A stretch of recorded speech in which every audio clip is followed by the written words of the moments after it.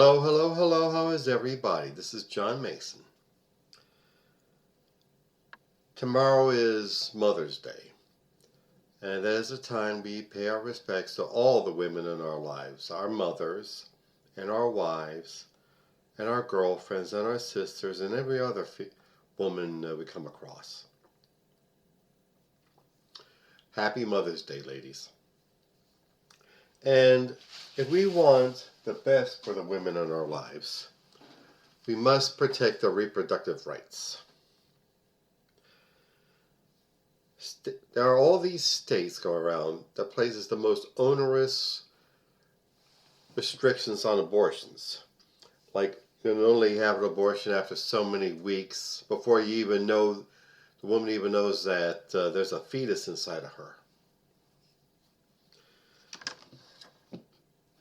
And you remembered Katie Britt, the senator from Arkansas, who had this very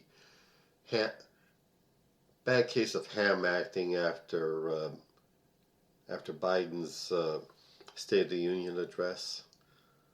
Is that the best the Republicans can do? Well, anyway, she has this bright idea of a database. She's proposing this bill that would establish a database for all women who are pregnant. Hello, John Mason. How is everybody? Hope you're all well. Well, the Democratic National Committee convention in Chicago, has concluded. And Tim Walz gave an excellent barn burner of a speech showing a great example of masculinity, a role model for young men. Being a man who served his country, becoming up to a master sergeant, then coaching football, being a teacher, and showing great compassion with the downtrodden. Like the time when Walz was seeing some gay kids being bullied, and he was the faculty advisor to the school's Gay Straight Alliance. And during his speech, Walz's children were showing their affection for their dad, and particularly Gus Walz, their 17-year-old son, who has neurodivergency issues. Lord knows I have them. And he stood up, stood right on his feet, crying. He was crying. He kept saying, "That's my dad, that's my dad." And somebody I loved was in that position too, about to be Vice President of the United States. Hell, I'd be proud of him too. I'd be happy for him too. And they were talking, and the question has arisen about how this affects traditional ideas of masculinity. And the right wing of our country has been totally brutal about it. Vicious, mean, such as Ann Coulter. You remember her. A couple of nights ago, she crawled out of the crypt and to complain about, speaking of weird, because that's what, that's the label that the ticket, that the Harris Waltz ticket has labeled Trump. It was I think it was a joke about a young man crying. And that seems to be a whole big thing among Republican men. I'm thinking about Josh Hawley with his book on manliness, manhood he calls it, telling everybody how to be a man, this product of elite universities. And we still know the time when, on January 6, 2021, when he raised his fist in a big old like a salute to the howling mob raiding about to raid the Capitol. But when they do raid the Capitol, instead of joining in the riot, he ran because he knew they were going to beat his ass up along with the rest of the senators. And he dares talk to everybody about manliness.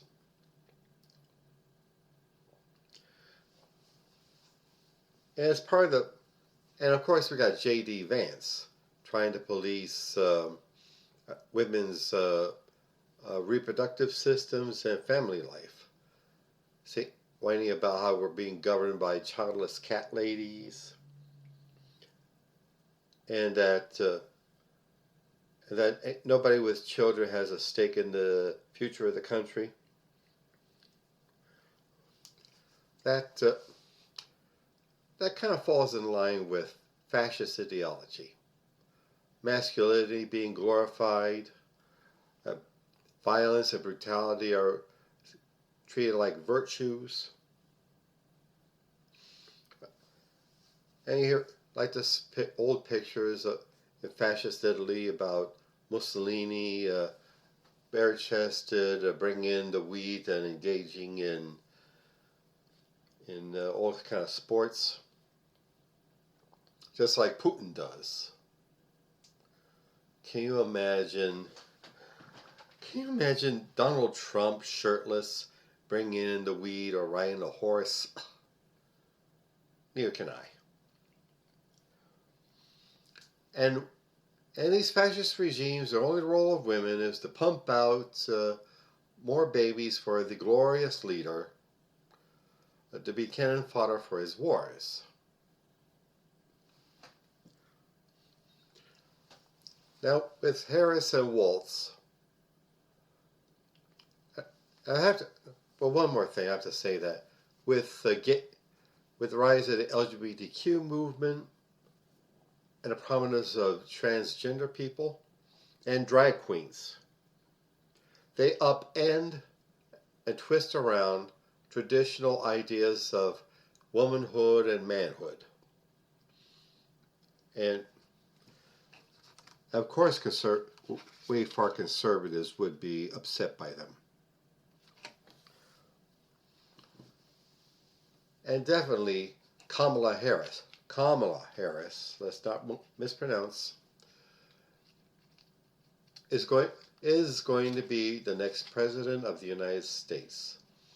And a female president being the most dominant figure on the planet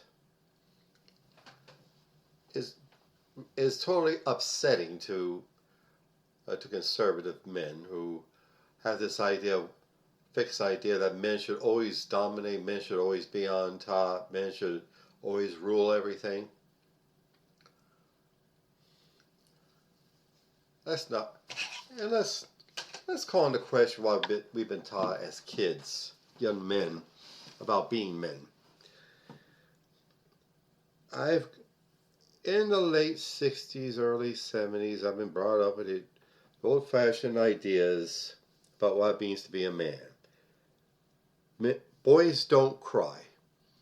Boys put up with abuse. Boys take insults. There's something wrong with a boy that he can't handle an insult, as if he should. Of course, I always believed that it was a way for the adult authority figure, so-called, to have no responsibility for it. They didn't want to deal with it. They're either too stupid or too gutless. How about, I prefer a vision of manliness that is willing to put up their dukes for a righteous cause, physically and figuratively. Defend themselves, defend their country, defend their families. That's good. But also put the boxing gloves down and put the rifle down and talk and be kind and gentle towards their wives and their loved ones. To know that brains is more important even than brawn, which has its place, of course. And we can bring this a new paradigm of masculinity out by electing Kamala Harris and the entire Democratic slate in your jurisdiction to office. Elect Kamala Harris President, Tim Walz Vice President, and vote blue all the way through, up and down the slate. And we'll stop Trump and his Duce wannabes who think real men terrorize their inferiors. Okay, I'm talked out now. And now, advertisements. All this work I do is work. My blog and my podcast and my YouTube channel and my poetry and my fiction. I need to be paid for it to cover those costs and move it forward to a higher level. And so, I am asking you for your support. Please get on my website, johnomason.com, and click either the Buy Me a Coffee button or the PayPal button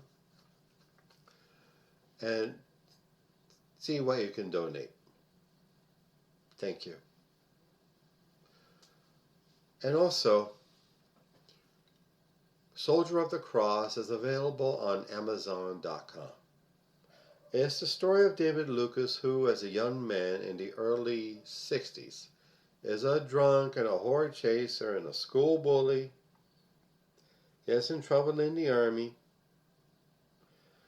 He comes out of it a fanatical, manly man, born-again Christian, who just wants to be a manly man for Jesus.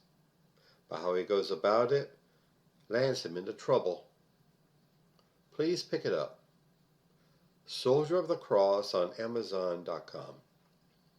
And also, Hamperific is a lovely little CBD product store located on Snyder Avenue near 15th Street in South Philadelphia. There you'll find some of the finest cannabis-infused products. Flour and gummies and candies and lip balm and hand sanitizer and drinks and teas and dog treats. Dog treats, yeah. Look them up, please. HemperificLLC.com. And also my beloved career and business coach, Michelle Snow. Michelle is excellent in helping you develop your professional career or small business. Let you know what you're doing right, where you need work, and help you network with other up-and-coming entrepreneurs and professionals. Do please look her up. growwithsnow.com. Okay. Alrighty then. That's what we're up against. So let's get to work and raising America to a higher level. And vote for Kamala Harris for president, Tim Walz for vice president. And vote blue all the way through. Thanks. Have a good weekend. Shabbat Shalom. Bye.